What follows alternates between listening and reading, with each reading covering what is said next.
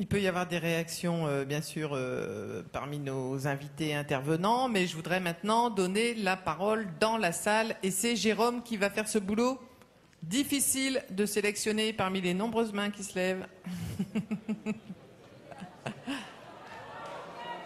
Oui.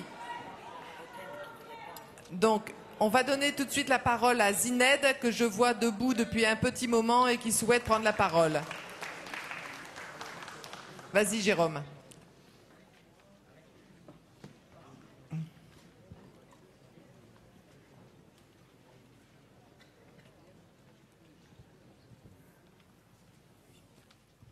Alors, merci. Je me présente d'abord. Je m'appelle Zineb El Razoui. Je suis militante du mouvement du 20 février au Maroc, un mouvement qui lutte pour une vraie démocratie au Maroc. Je suis cofondatrice du mouvement du Mali, le mouvement alternatif pour les libertés individuelles au Maroc, qui a maintes fois subi la répression du régime. Je suis une journaliste au chômage au Maroc après la fermeture du support où je travaillais par le régime et dont voici le directeur, qui est l'auteur d'un livre censuré au Maroc parce que c'est un livre qui parle du roi du Maroc et qui est un homme accusé qui vient d'être inculpé il y a quelques mois pour le vol d'un ordinateur qui lui appartient. Et j'ai été inculpée du même coup avec lui pour prostitution. Voilà. Donc ça, c'est juste pour me présenter. Excusez-moi, je suis très en colère parce que sur ce panel, je vois des personnes de la société civile de différents pays, des gens qui viennent parler de révolution.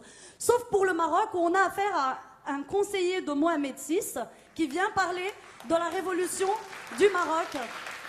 On a monsieur Driss Yazami qui est le conseiller de Mohamed VI qui est là pour parler de la révolution au Maroc, qui a parlé de choses très littéraire et très généraliste et qui a escamoté réellement ce qui se passe au Maroc. J'aimerais vous répondre point par point. Je ne veux pas être très très longue. Vous avez parlé... Merci de ne pas être très très longue. Oui, je ferai de mon mieux. Vous avez parlé... Vous avez parlé de la transition qui aurait commencé au Maroc depuis 99, depuis l'avènement de Mohamed VI. En 99, au Maroc, on nous a dit maintenant Hassan II est mort, vous êtes en démocratie. Et c'est ceci la doctrine officielle de l'État marocain. Vous avez parlé de l'instance équité et réconciliation au sein de laquelle vous avez siégé.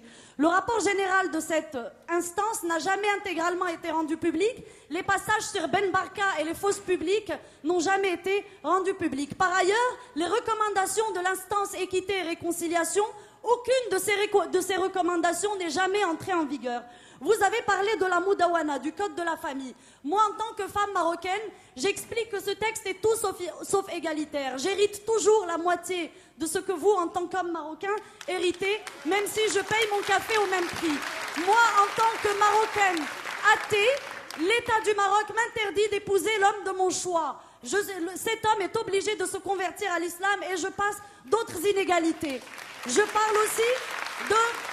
Vous avez aussi parlé d'un pas qui serait remarquable selon vous, qui est l'instance contre la corruption. Je précise que Transparency International, leur remise de prix cette année a été interdite par le régime marocain 3 fois de suite.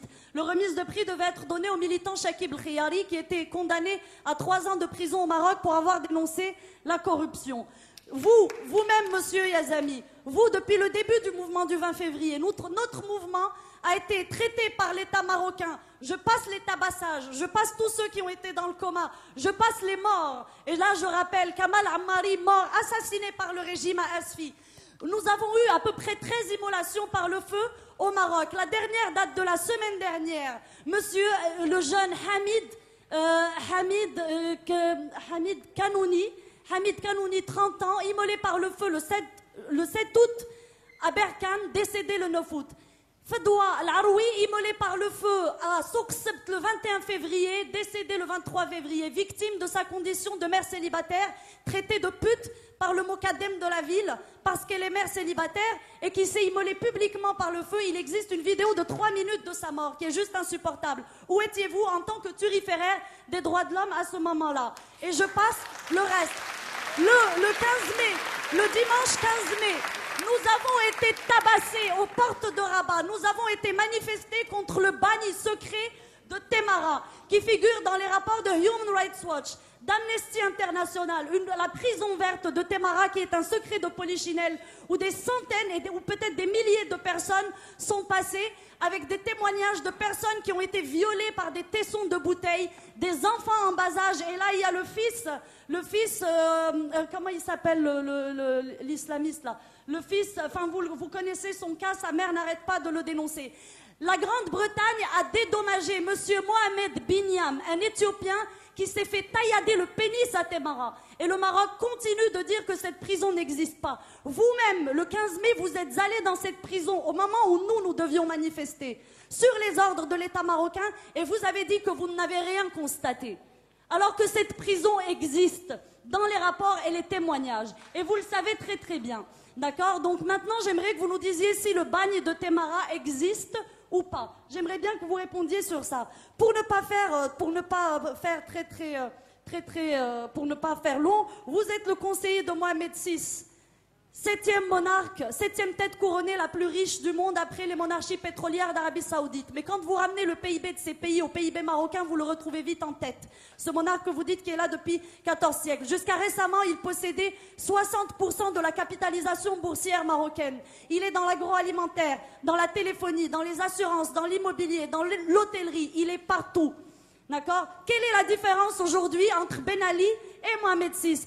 Est-ce qu'on aurait reçu un conseiller de Ben Ali pour parler de la révolution tunisienne? Est-ce que ça se serait passé? D'accord? Donc, vous, juste pour conclure, la constitution marocaine est un simulacre. C'est une constitution qui consacre l'islam religion d'État, le droit divin, où il n'y a pas d'égalité homme-femme. Est-ce que vous pouvez conclure, Zineb, je vais conclure très rapidement. Où il n'y a pas... D'accord? Cette constitution n'a pas été faite par une constituante comme le demandait le peuple marocain. Elle a été faite par 18 personnes, dont vous, qui ont été nommées par le roi, qui n'ont aucune légitimité de représentativité du peuple marocain. C'est une constitution cocotte-minute concoctée en 3 mois dans les arcanes du palais royal. On a eu 10 jours pour la voter, pour la soumettre à référendum. Elle a été votée à 99% de oui, ce qui est un score digne de la Corée du Nord. D'accord? Donc, ne venez pas nous parler de démocratie, monsieur le conseiller du roi. Ok, voilà. Merci Zineb.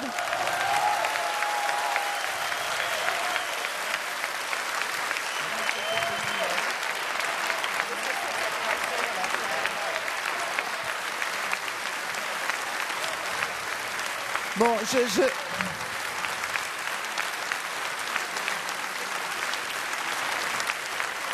Non mais écoutez, moi j'adore les ambiances chaudes.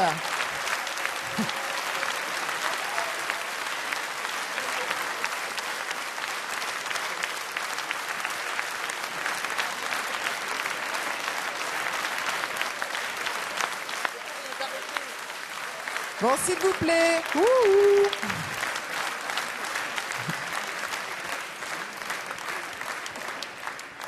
Bon voilà, moi j'aime bien les ambiances chaudes et les discours enflammés, mais je me dois, parce que je me dois de vous dire 2 mots sur les raisons pour lesquelles Driss Eliazami est ici invité à ce panel sur les révolutions arabes. Driss Eliazami, il est non seulement le président du Conseil national des droits de l'homme au Maroc, il est également le président de la Fondation euro-méditerranéenne pour les droits de l'homme et c'est une personnalité tout à fait incontournable avec laquelle le groupe des Verts, depuis de très nombreuses années, a mené des combats extrêmement essentiels, très importants, et qui a été toujours aux côtés du groupe des Verts au Parlement européen pour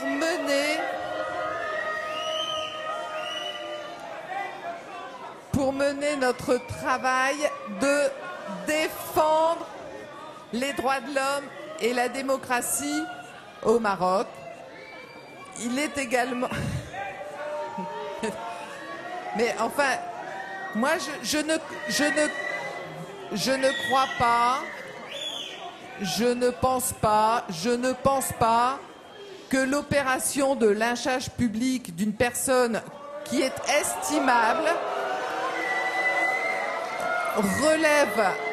relève d'un débat démocratique et soit une preuve de maturité politique. Alors maintenant, je vais donner la parole à Driss Eliazami, qui va répondre ce qu'il veut d'ailleurs.